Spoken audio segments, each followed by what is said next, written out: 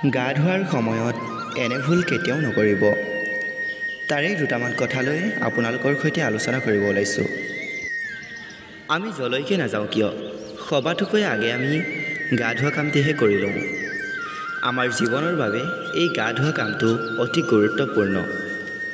গা নুধুলে সকলো কামেই অসফল হৈ থাকে আৰু যিকোনো পূজা পাতলত গা নোধোৱাকৈ আমি কেতিয়াও নবহোঁ।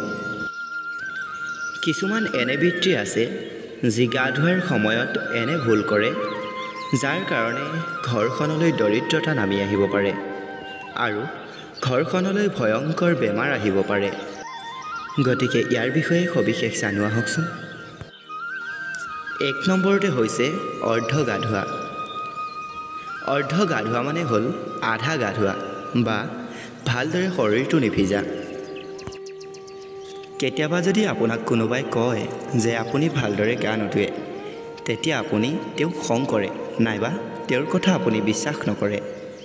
কিন্তু মই আপোনালোকক কওঁ যে 40% লোকেই এই ভুল সদায় কৰে, যাৰ কাৰণে নিজৰ ভৱিষ্যতলৈ বহুত সমস্যাৰ সন্মুখীন হ'ব লগা হয়। আধা গা ধোৱা বাবে ব্যক্তিৰ কোনতেদিও ব্যতিক্ৰম ঘটে। সেয়েহে কেতিয়াও আধৰুৱা কাম কৰিব নালাগে। যেতিয়াই গা নুধুৱক কিয় সম্পূৰ্ণকৈ ধুব, যাতে গোটেই শৰীৰটো চাফা হৈ যায়।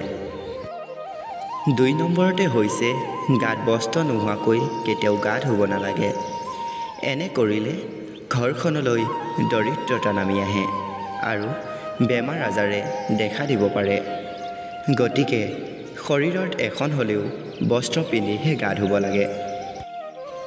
3 নম্বৰতে হৈছে গা ধোৱাৰ সময়ত বেলেগৰ কাপোৰে অৰ্থাৎ ঘৰখনৰ বাকী সদস্যৰ গামোচা বা টাৱেলেৰে কেতিয়াও শৰীৰ মুচিব নালাগে। ইয়াৰ ফলত বেমাৰ হ'ব পাৰে, কিয়নো ইয়াৰ খৰ খজুতি বিয়পিব পাৰে। সেয়েহে নিজৰ কাপোৰেহে গা মুচিব লাগে নাইবা পিন্ধিব লাগে আৰু সদায় চাফ চিকুণতাৰে থাকিব লাগে।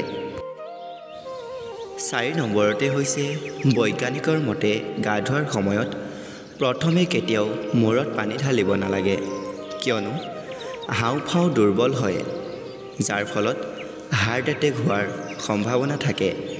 সেয়েহে গা ধোৱাৰ সময়ত প্ৰথমে ভৰিত পানী ঢালিব লাগে আৰু লাহে লাহে ওপৰৰ ফালে ঢালি আহিব লাগে। 5 নম্বৰতে কৈছে যে আপুনি ক'ৰবাৰ পৰা পৰিশ্ৰম কৰি আহিয়েই কেতিয়াও গা ধুই নিদিব। ইয়াৰ ফলত শৰীৰত বেয়া বেমাৰে আশ্ৰয় ল'ব পাৰে। গতিকে শৰীৰটো ঠাণ্ডা হ'ব দিব লাগে।